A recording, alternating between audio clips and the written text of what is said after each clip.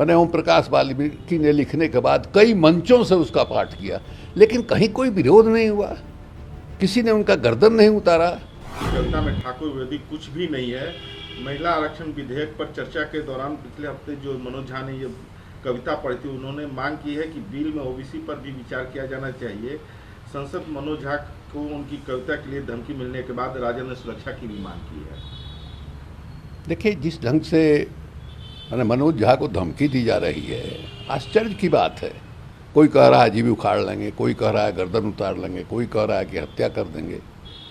और ऐसे लोग जो है इस डेमोक्रेसी में मैंने इस तरह से बोल सकते हैं, धमकी दे सकते हैं और उनको कुछ नहीं होगा, कोई कार्रवाई नहीं होगी, यह आश्चर्यजनक बात है। आप याद कीजिए, उदयनिधि स्टालिन ने जो मैंने बयान दिया था, उस बयान के बाद एक साधु ने 25 करोड़ रुपए का अवार्ड जो है घोषित किया था उनके सर पर। और यही नहीं, मैंने पोस्टर बना के उनका प्रतीकात्मक रूप से सर भी काटा था, कोई कुछ नहीं किया। तो इस तरह से देश और समाज नहीं चलता है। मनोज झा ने जिस कविता का पाठ किया था, वो कविता जो है ओम प्रकाश वाल्मीकि की लिखी हुई कविता है, उसमें वेदना है, दर्द है। और हमने पूरा भाषण जो है मैंने उनका नहीं सुना है मनोज जी का, लेकिन हमको ये लगता है कि अभी तक जो औरतों को आरक्षण नहीं मिला या उसमें ओबीसी के तबके से आने वाली औरतों को नहीं अलग से दिया गया, उसकी जो पीड़ा है उसका उन्होंने बयान किया होगा। और ये जो कविता है ठाकुर की कविता, इसी शीर्षक से मैंने जो प्रेमचंद हमारे साहित्यकार हैं, मूर्धन्य साहित्यकार, उनकी भी एक कविता है, छोटी कविता है ठाकुर का कुआं। छोटी कविता होने के बावजूद भी वो कविता जो है कालजयी कविता मानी जाती है। और हमको लगता है वाल्मीकि जी ने उसी को उद्धृत किया होगा। इन लोगों ने कितना पाठ किया होगा, खास करके मैंने ओम प्रकाश वाल्मीकि ने लिखने के बाद कई मंचों से उसका पाठ किया, लेकिन कहीं कोई विरोध नहीं हुआ, किसी ने उनका गर्दन नहीं उतारा, किसी ने उनका जीव ने। आज जो है डेमोक्रेसी बहुत मजबूत हो रही है, नया संसद भवन बोल रहा है, नया इतिहास जो है लिखा जा रहा है, नया भविष्य गढ़ने की बात हो रही है। वहाँ यही हो रहा है भाई। कोई कह रहा है हम जीभ खींच लेंगे, कोई कह रहा है कि हम गर्दन उतार लेंगे। बहुत ही दुर्भाग्यपूर्ण स्थिति है। राष्ट्रपति द्रौपदी मुर्मू की सहमति के बाद भारत सरकार ने महिला आरक्षण विधेयक के लिए गजट अधिसूचना जारी कर दी है। भाई, तो आनंद फानंद में सब कुछ हो रहा है। आधी मैंने राष्ट्रपति जी ने दस्तखत किया होगा और वहाँ से लौटा होगा, उसके बाद तुरंत गजट हो गया होगा।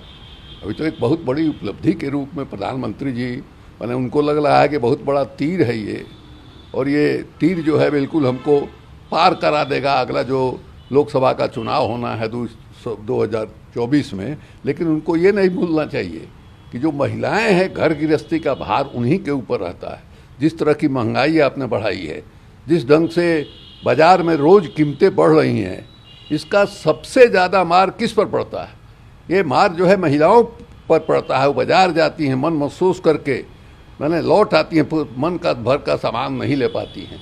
उन्हीं को बाल बच्चे को खिलाना है, पति को खिलाना है, और वो चाह के भी जो खिलाना चाहती हैं नहीं खिला पा रही हैं। तो असली जो है चुनाव होगा वो उसी पर होगा। ये जो आपने महिला आरक्षण बिल पेश किया है, जिसमें आपने पिछड़ों और अति पिछड़ों के महिलाओं को या अक़लियत के महिलाओं को आपने जगह नहीं दी है, उससे आप जो है चुनाव की बैतरणी पार करने वाले नहीं हैं। उपराष्ट्रपति जगदीप धनखड़ ने कहा है कि यह चिंतन और मनन और चिंता का विषय है कि कुछ लोग राजनीतिक चश्मा पहनकर संवैधानिक संस्थाओं पर अनुचित टिप्पणी करते हैं। उन्हें ऐसा नहीं करना चाहिए। यह व्यवहार हमारी संस्कृति विरासत के खिलाफ है। जो व्यक्ति जितने ऊंचे पद पर है उसका आचरण उतना ही करुणापूर्ण होना चाहिए। राजनीतिक लाभ लेने के लिए कोई भी टिप्पणी करना अच्छी बात नहीं है। मैं सभी से आह्वान करता हूं कि जब संवैधानिक संस्थाओं की बात आती है तो काफ़ी जिम्मेदार बने। हमें संवैधानिक पदाधिकारियों की तरह नहीं देखना चाहिए राजनीतिक चश्मे से। केवल राजनीतिक लाभ हासिल करने के लिए यह स्वीकार नहीं है। हंसी आती है धनखड़ जी का बयान ये सुन के, हंसी आ रही है। अभी राजस्थान में चुनाव होने वाला है और ये बिल्कुल मैंने भारतीय जनता पार्टी के स्टार प्रचारक के रूप में रोज जा रहे हैं हेलीकॉप्टर से वहाँ, और एक दिन में 3-3, 4-4 सभा कर रहे हैं। वहाँ की सरकार ने भारत की सरकार से कंप्लेन किया है, शिकायत किया है। ये ठीक है, उनका घर है, लेकिन जो गवर्नर होता है वो अपने घर भी जो है वो सीमित ढंग से जाता है, इस ढंग से नहीं जाता है कि पूरे राज्य में उनका जहाँ गांव है वहाँ जाइए, गांव से बाहर दिल्ली चले आइए। लेकिन ये हेलीकॉप्टर से 3-3, 4-4 जगह, और उसके बाद उपराष्ट्रपति का एक प्रोटोकॉल बना रहता है उसके सुरक्षा के लिए, उनके स्वागत के लिए। वहाँ की सरकार परेशान है, वहाँ का मुख्यमंत्री जो है वो परेशान है कि क्या कर रहे हैं। उन्होंने बयान भी दिया है, उन्होंने लिख करके भी कहा है। और वो धनखड़ साहब जो है संवैधानिक मर्यादा की बात कर रहे हैं, वो खुद उनको अपने ऊपर झांक के देखना चाहिए। अगर आप संवैधानिक मर्यादा का आप पालन कीजिएगा तो बाकी लोग भी, बाकी सदस्य भी उसका पालन करेंगे। आप उसका धज्जी उड़ाइएगा और आप लोग सोचिएगा कि सब लोग साष्टांग आपको प्रणाम करें, ये नहीं होता है। दिल्ली के मुख्यमंत्री और आपके राष्ट्रीय संयोजक अरविंद केजरीवाल ने कहा है कि आप इंडिया अलायंस के लिए प्रतिबद्ध है, आप इंडिया अलायंस से अलग नहीं हैं होंगे। मैंने सुना कि पंजाब पुलिस ने एक विशेष नेता सुखपाल सिंह खैरा, जो कांग्रेस के विधायक हैं, को गिरफ्तार कर लिया है ड्रग्स मामले में। मेरे पास विवरण नहीं है, आपको इसके लिए पंजाब पुलिस से बात करनी होगी, लेकिन भगवत मान सरकार प्रतिबद्ध है। आप सरकार नशीली दवाओं के खतरे को खत्म करने के लिए प्रतिबद्ध है।